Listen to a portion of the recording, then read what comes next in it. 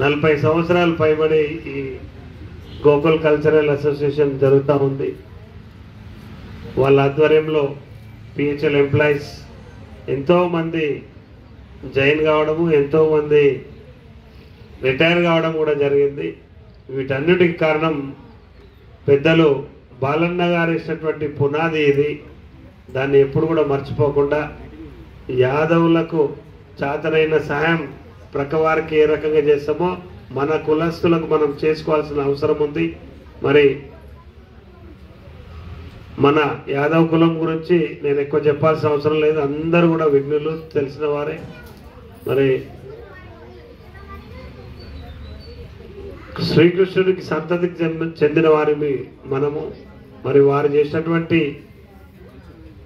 ఆలోచనతో మనమందరం కూడా మంచి మార్గాన మంచి ఆలోచనతో ప్రతి ఒక్కరికి సాయం చేసే గుణం అందరికీ రావాలని కాంక్షిస్తూ, అందులో ముఖ్యంగా యాదవులు ఎవరైతున్నారో ఎవరికి అన్యాయం చేయరు, ఎవరికి నష్టం చేయరు, ఎవరికి మోసం చేసే తత్వం యాదవులకు ఉండదు. మరి కాబట్టి మనమందరం కూడా ఏదైతే సాధు జంతువులు గోవుల్లాగా మనమందరం కూడా ఉంటాము.